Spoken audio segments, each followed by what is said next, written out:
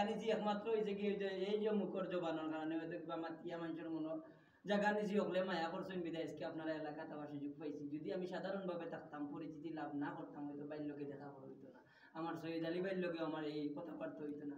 আমি চিরঋণী এবং চিরকৃতজ্ঞ আমার শিফু ভাই একজন আছেন, তারা দুই ভাই দেশও আইছেন, তারা ফ্যামিলি লইয়া আমার ইনভাইট করছেন, ভাই তুমি এইটা একমাত্র আমার বাড়ি, আমি আপনার লোকে দেখা করতাম। আসলে আমি অত বড় কোনটা না।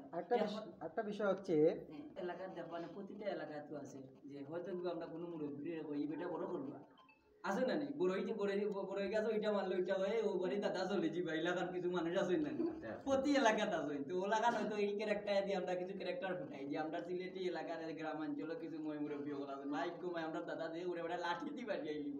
তো এলাকার আমি কিছু ক্যারেক্টার করি আমার বুয়ারে লইয়া অনেক এলাকাত আছে মানে প্রতিবন্ধী ছেলে, যে ছেলে রুজি রোজগার করে খাওয়াইতে পারে, এগুলো খুব আদর আপ্যায়ন করেন ফ্যামিলির মানুষ, আর যেগুলো প্রতিবন্ধী এগুলোর কোনো গুরুত্ব নাই।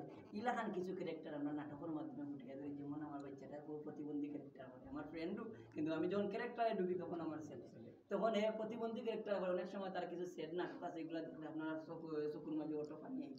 তো যাই হোক, আপনারা ভালোবাসেন, সাপোর্ট করেন, যার কারণে আজকে ভালোবাসার মাঝখানে বইয়া দুই এক কথা হওয়ার সুযোগ পাইছি। আমি ছোটো মানুষ, সবসময় চাই যে আপনারা সহযোগিতা ভালোবাসায় আমি চলতাম চাই, কথাবার্তার মাঝে যদি ভুল টুটি। সর্বশেষ একটি প্রশ্ন আপনার কাছে, আপনাদের সহকর্মী সিলেট বিভাগের নাট্যকারের অন্যতম একজন পরিচিত শাহেদ মুশারফ ভাই, ওনার যে একটি কটাইবাড়ি রেস্টুরেন্ট আমরা গতকালকে উদ্বোধন দেখলাম, মানে এই যে আপনিও ছিলেন সেখানে উদ্বোধনে, এটা এই যে দর্শকদেরকে কি বলবো বা যারা ভিউয়ার্স আছে তাদের উদ্দেশ্যে কি? আসলে আমি মমতাজ আলী হওয়ার একমাত্র অবদান হইল কি শাহেদ মুশারফ কটাইমে আমার বস। তাই যদি আমার রাস্তা থাকি তো ভাইয়া নিয়ে যদি মমতাজ আলী ক্যারেক্টার না দিতা তাইলে আপনারা ভালোবাসার মাধ্যমে আমি আমার পারব না। আমি তার লাগি দোয়া করি আল্লাহ লাখ লাখ বছর হায়াত দিতা এবং জেলাখান সিলেটের মানুষের মানে বিনোদন দিয়া যাইরা আজীবন আপনারা বিনোদন দিতা, সবার মনের মাঝে থাকতা। কারণ এই যে হোটাইবাড়ি রেস্টুরেন্ট অনেকে চিনেন শাহেদ মুশারফ কোটাইমিয়া, আমরা সিলেটের একটা কিংবদন্তি আমরা হয়ে যাই। তার মাধ্যমে বহু অভিনেতা হয়েছেন, অভিনেত্রী হয়েছেন, দেশ বিদেশে আসেন, এখন অবস্থানগত পজিশন খুবই ভালো। তবে আমি অতটুকু হইব যে হোটাইবাড়ি রেস্টুরেন্ট করার একমাত্র কারণ হয়েছে কি, অনেক সময় দেখা যায় আজ পাইছেন মমতাজ আলী সিলেট গিয়া ভাইরা না কোটাইমিয়ারে ভাইছেন তে মমতাজ আলী হই, তো মমতাজ আলীরে ভাইছেন তে কাট্টুশালী ভাই হই, কাট্টুশালী ভাইছেন তে আমরা মুরাদ ভাই হই। বলা একটা প্রশ্ন জাগে না যে কোন জায়গায় গেলে পাওয়া যাইব, কোন জায়গায় গেলে পাওয়া যাইব। আসলে যে যার কর্ম লইয়া থাকে সে কতটুকু ব্যস্ত, এখানে আপনারা বিবেকের লোকে চিন্তা করলে বুঝতে পারবা।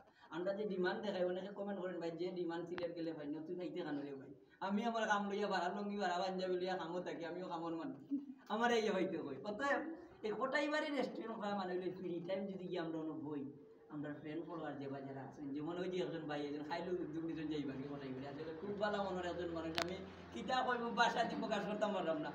এই সমস্ত মানুষগুলোকে দেখা সাক্ষাৎ করার লাগে কোটাইবাড়ি রেস্টুরেন্ট বুঝছেন, নাকি তো গাড়ি চালাইতে মতো আমার গাড়ি তো ব্যবসা জানি এসি এলা গাড়ি লইয়া কোটাইমার নামে গাড়ি আছে, জগন্নাথপুর তাকে মনে কাছিলে ট্রিপ দিব, কয়জন দেখা হইলাম।